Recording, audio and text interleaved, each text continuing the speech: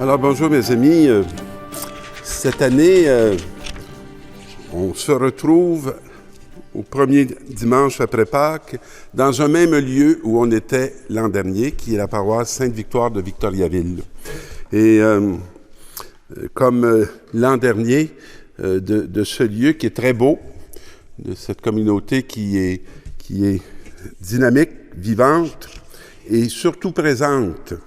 Alors, on va accueillir cette écriture qui n'est pas une écriture qui nous parle d'événements d'il y a 2000 ans, mais qui nous parle d'une réalité qui fait encore, je dirais, aujourd'hui, l'actualité. Mais il faut le découvrir. Parce qu'on peut la lire comme un événement du passé, mais on peut la lire comme un événement du présent. Le Christ n'est pas derrière nous. Le Christ est avec nous, puis il est présentement présent avec nous. La première lecture qui nous est proposée est tirée des Actes des Apôtres. Et c'est Pierre qui annonce le Christ ressuscité. Et ça commence comme ceci. Le jour de la Pentecôte, Pierre, debout avec les 11 autres apôtres, prit la parole. Je ne sais pas s'il y a quelque chose qui vous étonne dans cette introduction, mais pour moi, c'est très clair. D'abord, Pierre est debout. Il a vécu les dernières semaines écrasé. Il avait peur. Il était caché. Il avait peur des Juifs. Alors, il était loin d'aller se pavaner devant eux, puis d'ouvrir la bouche, puis de se mettre à leur parler. Alors, être debout, c'est une connotation qui nous dit qu'il est ressuscité avec le Christ. Vous savez que quand le Christ sort du tombeau, on dit qu'il se lève. Hein? Et donc, cette position d'être debout, c'est la position du chrétien. Et là, il prend la parole. Réfléchissez à toutes les paroles que vous auriez le goût de dire et que vous avez peur de dire. Alors, être capable de prendre parole, ça veut dire qu'il y a une force qui est en nous. Ça veut dire qu'il y a une assurance qui est en nous. Et avec les 11 apôtres, alors, il s'est vraiment passé quelque chose. Hein, si on se met à penser avec notre tête, es-tu ressuscité le Christ? Moi, je ne peux pas avoir de doute, parce que je veux juste savoir ce que les autres ont fait, puis c'est très clair qu'il s'est passé quelque chose. Puis qu'il s'est passé quelque chose à l'intérieur de ces êtres-là. Et il dit d'une voix forte, il murmure pas, non, d'une voix forte. Pour ça que parfois je prends ce ton. Hein. C'est quelque chose qu'on affirme.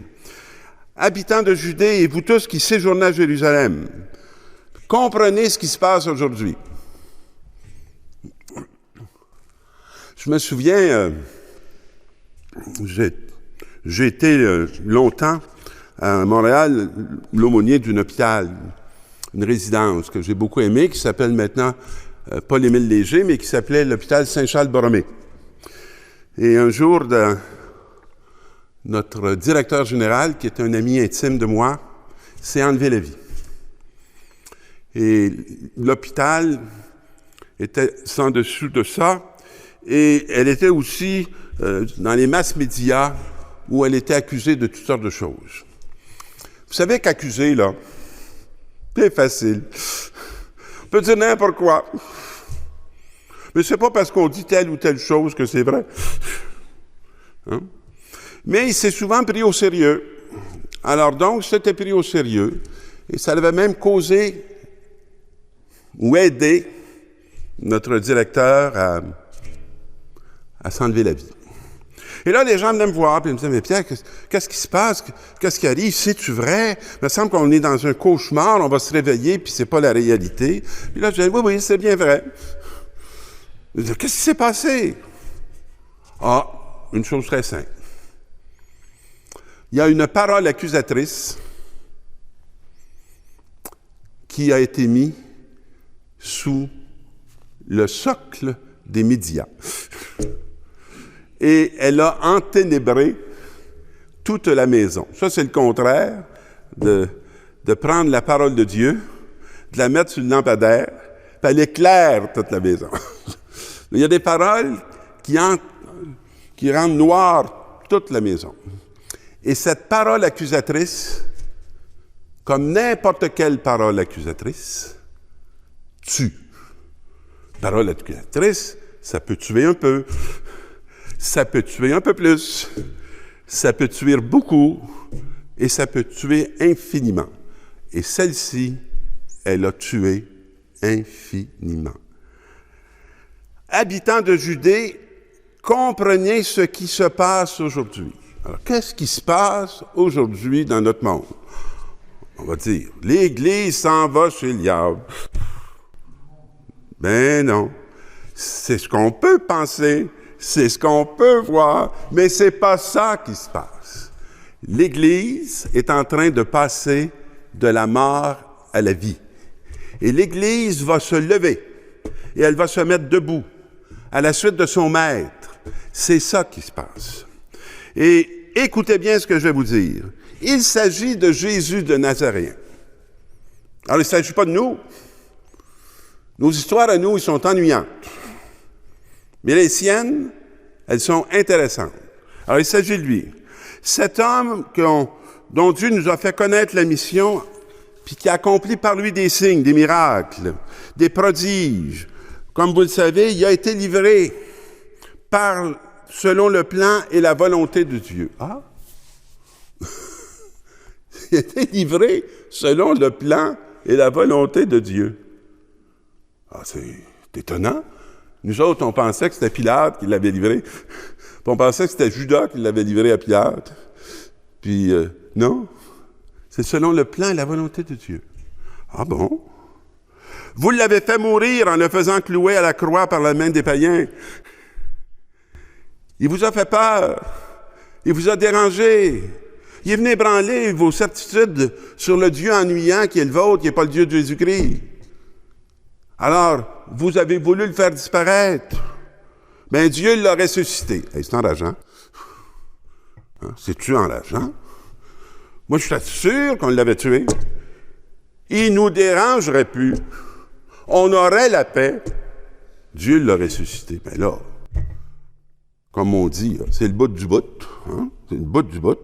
Alors, en mettant fin aux douleurs de la mort, car il n'était pas possible qu'elle le retienne en son pouvoir. Alors, mes amis, ce dont vous avez peur, qui pourrait vous arriver, ça ne pourra pas vous retenir, parce que ça ne pourra pas vous enfermer.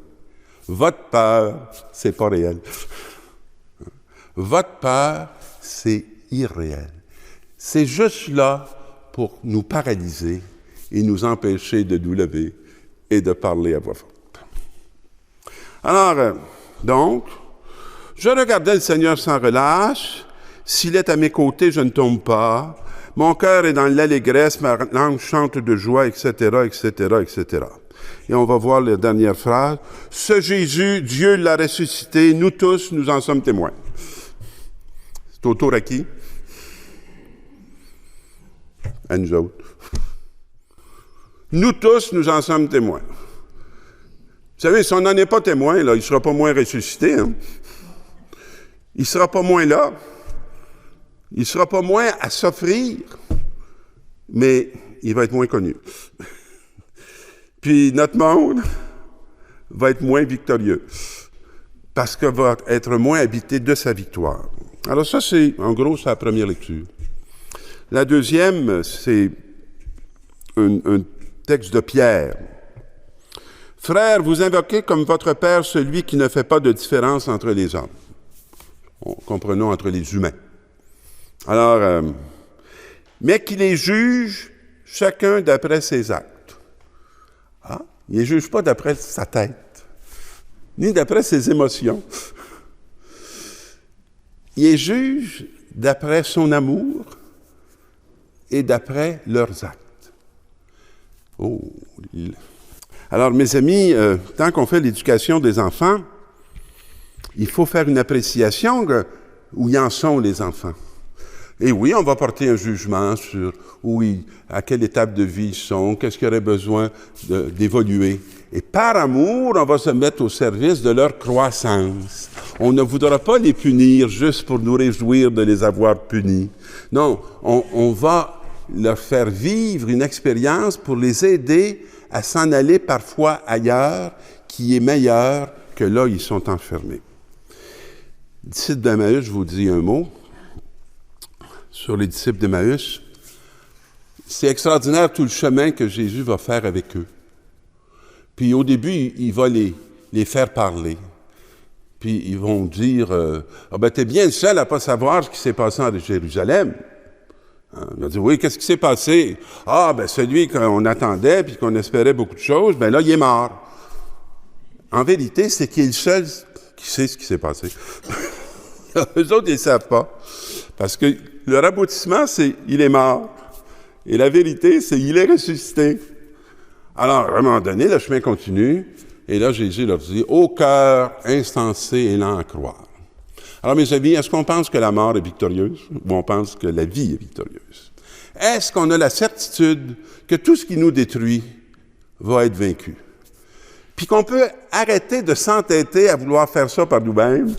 Ce n'est pas à notre portée. C'est à la portée de Jésus-Christ. Alors, comment il va faire ça? Alors, tant eux vont arriver où ils s'en vont, puis qu'ils sont partis de Jérusalem, ils sont partis de la communauté des 11, puis ils se distancent, ils arrêtent de pratiquer, puis ils veulent prendre des distances. Et là, tant qu'il arrive à Emmaüs, lui, il fait semblant d'aller plus loin. Alors là, ils disent, reste avec nous. Reste avec nous. Le soir vient, le jour tombe. Alors, reste avec nous. Et il entre pour rester avec eux. Et comme il était à table avec eux, il a pris du pain. Il a fait la bénédiction. Il l'a rompu, puis il l'a leur donné. Savez-vous, c'est quoi un pain de vie? C'est quand vous partagez votre vie plutôt que de parler des autres qui ne sont pas là. Voilà le pain de vie. Le pain de vie, c'est partager ce que l'on est. C'est partager ce que l'on a appris.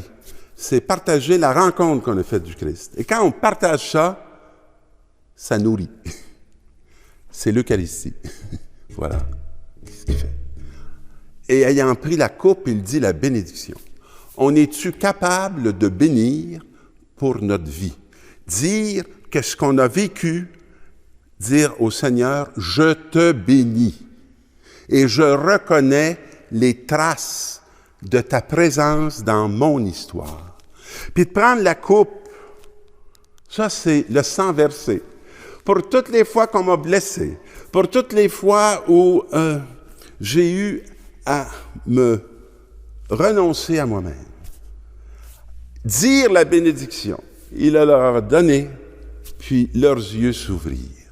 Mes amis, on a le pouvoir, si on devient des hommes et des femmes eucharistiques, d'ouvrir les yeux de nos frères et de nos sœurs sur une présence qui est celle du Christ et qui vient tout éclairer notre histoire et la leur. Et il est disparu de devant eux. Savez-vous pourquoi? Parce que maintenant, il est présent à travers l'Eucharistie et à travers ceux qui se laissent transformer. Alors, je nous souhaite, en ce temps de Pâques, de devenir vraiment ces disciples d'Eucharistie, parce que c'est beaucoup plus qu'un rite, beaucoup plus qu'une liturgie. C'est une façon d'être à laquelle il nous convie. Amen.